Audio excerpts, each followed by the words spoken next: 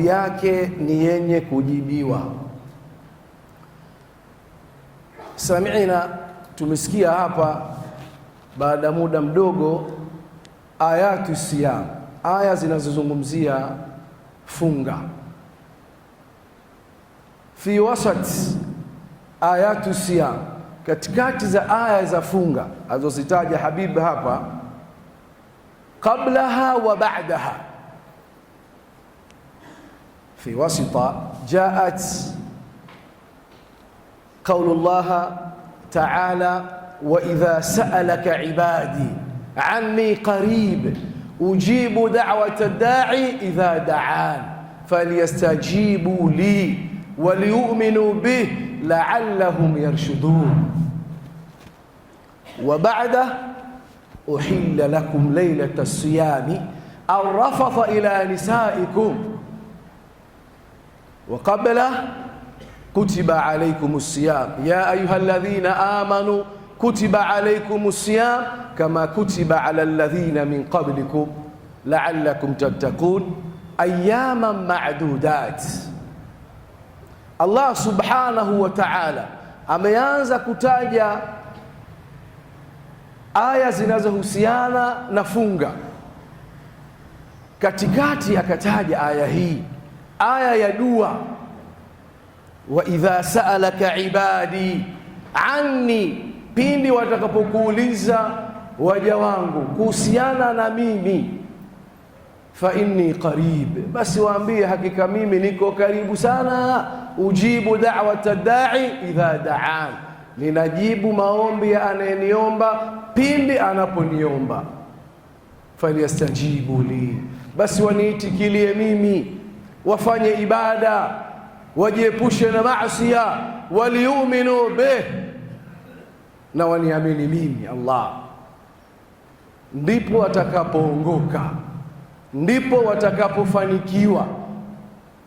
Ili upate falahi ni lazima ukubaliane kumtii Allah subhanahu wa ta'ala na ujiepushe na maasiya.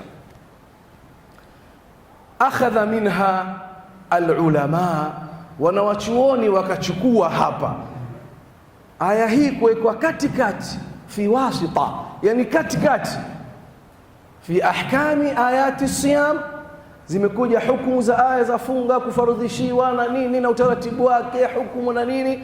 Halafu katikati Allah akaingiza aya hii: wa idha sa'alaka ibadi anni. Akhadha minha alulama, wanawachuoni wamechukua hapa nukta muhimu sana, kwa maana kuna umuhimu mkubwa. Wafungaji wasisahau fursa kubwa inayopatikana ya kumwomba Allah subhanahu wa ta'ala, khasatan inda al-iftar, haswa wakati ule wa kufungua. Ule wakati, ndugu zangu, ni muhimu sana wa kumwomba Allah subhanahu wa ta'ala, kuomba haja, matatizo uliyokuwa nayo, ndiyo fursa ya kumwomba Allah. Mtume sallallahu alayhi wa alihi wasallam amesema: inna lisaim inda fitrihi, hakika ana mfungaji wakati ule anapofungua, mfungaji ana maombi. Lau akimwomba Allah, basi dua yake ni yenye kujibiwa.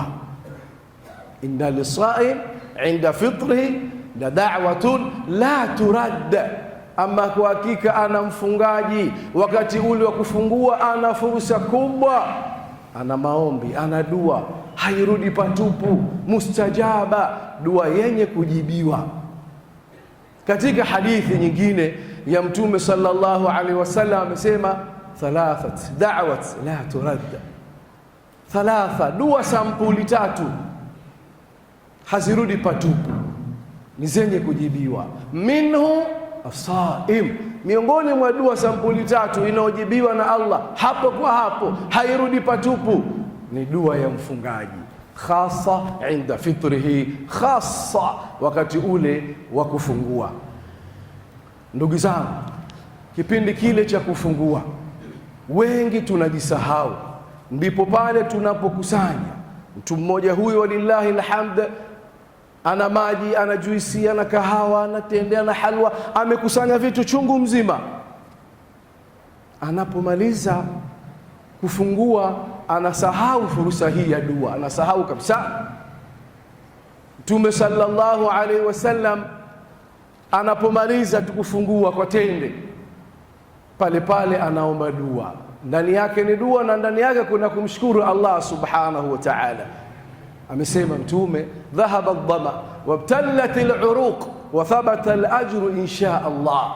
Pale tunapomaliza, sio kabla. Sunna ni baada. Unapomaliza tukufungua, pale pale omba dua hii, halafu chomeka haja zako, muombe Allah subhanahu wa ta'ala mambo uliyokuwa nayo. Labda kama watoto wako hawana kazi, fursa hiyo. Labda nyumbani kwako kuna matatizo na ahali yako, ndio fursa ya kuomba. Wewe mwenyewe kama una mitihani ya maradhi na kadhalika, na kuwaombea ndugu zetu waliotangulia mbele. Hii ni sehemu muhimu sana, imebainishwa na Mtume sallallahu alayhi wa alihi wasallam. Wakati wote unapofunga, dua yako ni muhimu, lakini pale unapofungua usisahau. Wengi tunasahau, wengi tunaghafilika, bali wengine wanasahau hata kuitikia adhana, kwa sababu ameshughulishwa na kufungua. Adhana pia haijibu. Mtume sallallahu alaihi wasallam ametuelekeza na kutufahamisha umuhimu wa adhana. Mnaposikia adhana, faqulu mithla ma yaqulu almuadhdhin, semeni kama vile anavyosema muadhdhin, rudieni, isipokuwa pale kwenye hayya ala salah wa hayya ala alfalah. Ndani yake kuna fadhila nyingi sana katika kuitikia muadhini na kuomba dua baada ya adhana. Pale tunaghafilika. Na jambo la mwisho, wa kathirun min almusallin, wengi wanaosali salatu tarawih, wengi wao alhamdulillah wanasali, lakini wana mushkeli ufuatao. Utamkuta mtu anaswali rakaa 20, anapomaliza kuswali rakaa 20 anaondoka, anakwenda kuswali witri nyumbani kwake. Anasema kwamba nitakaposwali nyuma ya imamu mpaka maliza witri, nitashindwa kuswali swala nyingine, hii witri itanifunga, itanifanya mimi nisiweze tena kuswali, na mimi nitakalale niamke usiku niswali qiyamul layl. Sasa nitakaposwali pale msikitini nitakuwa mimi nimejifunga. Wako watu katika hali hiyo. Sasa tukumbushana maneno ya Mtume sallallahu alaihi wasallam. Mtume sallallahu alaihi wasallam ametuambia, man salla ma'a al-imam hatta yansarifa kutiba lahu qiyamu layla. Hadithi sahih ya Mtume sallallahu alaihi wasallam, man salla ma'a al-imam, yoyote mwenye kuswali pamoja na imamu, hata yansarifa, mpaka yule imamu kamaliza salatul tarawih, akamaliza witri, wewe uko nyuma umeswali mpaka waondoka naye imamu msikitini, kutiba lahu, waandikiwa wewe malipo yako wewe qiyamu layla, malipo ya usiku mzima, kisimamo kizima cha usiku. Allah subhanahu wa ta'ala akuandikia wewe ulioswali tarawih na witri kwa imamu, ukamaliza ukaondoka na imamu, yani imamu kamaliza na wewe umemaliza, basi thawabu zake ni kama vile waandikiwa ibada za usiku mzima, mathawabu yake waandikiwa muislamu wewe. La witrani fil layla, la witrani fil layl, hakuna witri mbili katika usiku mmoja. Witri ni moja tu, ile ile ya msikitini itakutosheleza.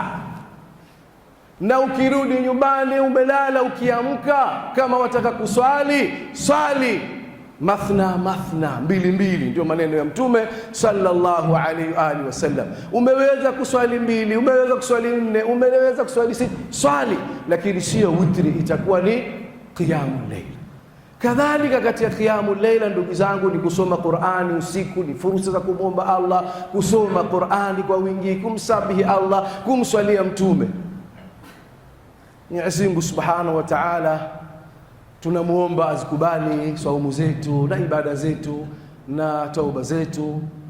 Subhanaka Allahumma bihamdik, ashhadu an la ilaha illa anta, astaghfiruka wa atubu ilaik.